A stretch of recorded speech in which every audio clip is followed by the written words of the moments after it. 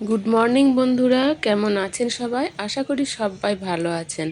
আমার GM simple লাইফে আপনাদের সবাইকে স্বাগত। আমার ছাদে ফুল গাছগুলো দেখেছেন? কত সুন্দর সবুজ হয়েছে, বেশ কতগুলো করে ফুল ফুটেছে। এই যে বৃষ্টিটা হলো না, তারপরে এত সুন্দর মানে গাছের চেহারাটা পাল্টে গিয়েছে।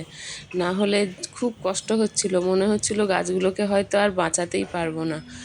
তো যাই হোক, বেঁচে আছে, ফুলও দিচ্ছে, এটাই অনেক। তো সকালবেলায় ছাদের থেকে চলে এলাম নিচে, নিচের এই সব টুকটাক ঘর গোছানোর কাজ এইসবই চলবে। আর আপনাদের সাথে কিছু কথা শেয়ার করব। কিছু কথা মানে যেটা বলতে চাইছি, কিছু বাস্তু টিপস নিয়ে আলোচনা করব আজকে, যেটা হচ্ছে আপনাদের বা আমাদের সকলেরই অর্থভাগ্যের জন্য খুবই উপকারী। অর্থভাগ্যের জন্য কিছু বাস্তু টিপস, এগুলো যদি আমরা মেনে চলি আর কিছু অভ্যাস যদি আমরা পাল্টে ফেলতে পারি, তাহলে কিন্তু বন্ধুরা আমাদের অর্থভাগ্য অনেকটাই খুলে যাবে। তো বন্ধুরা চলুন সেই বাস্তু টিপসগুলো নিয়ে আমরা আলোচনা করি। তো প্রথমেই বলবো, সকালবেলায় ঘুম থেকে উঠে আমরা অনেকেই বলি নিজের মুখটা আয়নায় দেখতে, কিন্তু তা নয় বন্ধুরা। সকালবেলায় উঠেই সাথে সাথেই আমাদের মুখ অনেকটাই এলোমেলো হয়ে থাকে, চুল এলোমেলো হয়ে থাকে, চোখ মুখের অবস্থা ঠিকঠাক থাকে না। তো সেই মুখটা আয়নায় নিজের না দেখে আমরা পরিষ্কার পরিচ্ছন্ন হয়ে, পোশাক যদি দরকার হয় চেঞ্জ করার পরে ফ্রেশ হয়ে আমরা আয়নার সামনে এসে দাঁড়াবো এবং নিজের মুখটা নিজেই দেখব। এটা কিন্তু একটা খুব ভালো পয়েন্ট। এটা আপনারা সবসময় মেনে চলার চেষ্টা করবেন। মানে যেমন আছেন ঘুম থেকে উঠে সোজা সামনে চলে এলেন আয়নার সামনে, এটা কিন্তু করবেন না।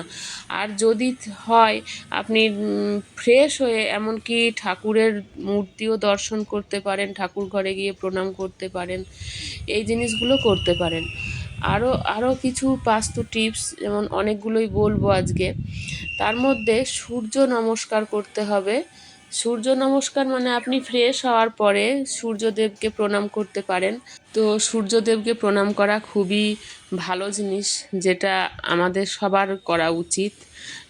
স্নান করেও করতে পারি অনেক সময়, বা ফ্রেশ হওয়ার পরেও করতে পারি। মন্ত্রটা হচ্ছে ওং জবা কুসুম শঙ্কাশ কাশ্যপেয়ং মহাদূতিং ধন্তারিং সর্ব পাপগ্ন প্রণতস্মি দিবাকরম। তো এটা বলে আপনারা প্রণাম করতে পারেন, আর দেখবেন প্রত্যেক দিন বলতে বলতে এটা আপনাদের অভ্যাসে চলে আসবে।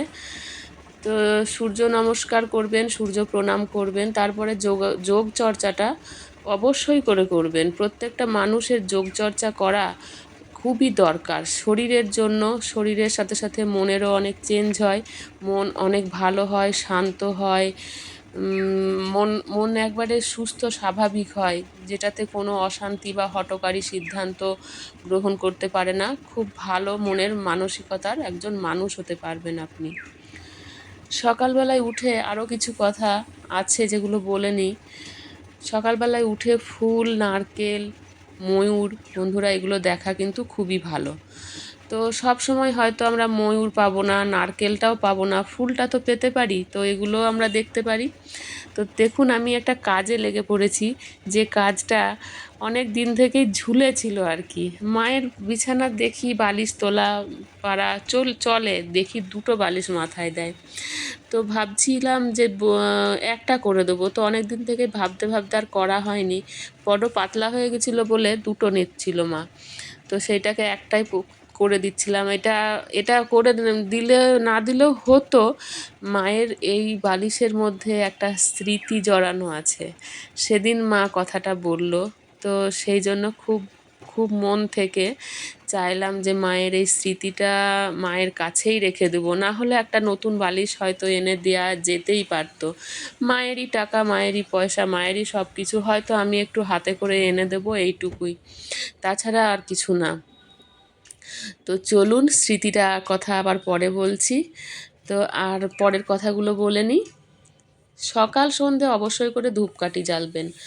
সকালে আমরা জ্বালি পুজোর সময়, আবার সন্ধেবেলাও আমরা জেলে থাকি প্রায় প্রত্যেকটা ঘরেই। এটা কিন্তু খুব একটা শুভ দিক। অর্থভাগ্য বৃদ্ধি করে মানি প্ল্যান্ট, যেগুলি হচ্ছে মানি প্ল্যান্ট, লাকি বাম্বু। এই প্ল্যান্টগুলো আপনারা বাড়িতে লাগাতে পারেন। তো অ্যাকোরিয়ামও যদি কোনো বন্ধু রেখে থাকেন, তো সেটা রাখারও একটা দিক আছে। উত্তর পূর্ব দিকে অ্যাকোরিয়ামটা রাখা কিন্তু খুবই ভালো। বাড়িতে লকার যদি আপনি রাখেন, অনেকেরই থাকে, আমাদের যেমন আলমারির লকারটাই বলুন বা পুরো আলমারিটাকেই বলুন, দক্ষিণ পশ্চিম কর্নারে রাখা কিন্তু খুব ভালো।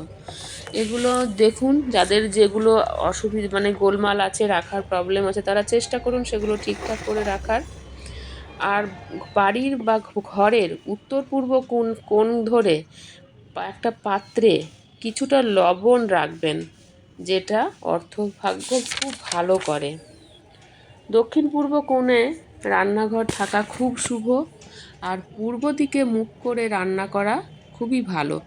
যদিও বা আপনাদের কোনো রকম একটু হেরফের হয়, তো চেষ্টা করবেন পূর্ব দিকে মুখ করে রান্না করতে, তাহলে কিন্তু অনেকটাই উপকার পাবেন। আর স্বস্তিক চিহ্ন নিয়ে কিছু কথা বলবো। স্বস্তিক চিহ্ন বন্ধুরা মেন গেটে রাখা খুবই ভালো। আর যাদের স্বস্তিক চিহ্ন মেন গেটে রাখা যাচ্ছে না, মেন দরজাতেও রাখার চেষ্টা করবেন, যাতে ঢোকার সময় চোখে পড়ে। তো বন্ধুরা, এগুলো তো বললাম। আর এই যে বালিশটা, যেটা স্মৃতির কথা বলছিলাম, এটা মা কথা বলতে বলতেই বলল যে এটা মা করিয়ে দিয়েছিল বালিশ দুটো বালিশই মা করিয়ে দিয়েছিল। মা মানে আমার দিদা।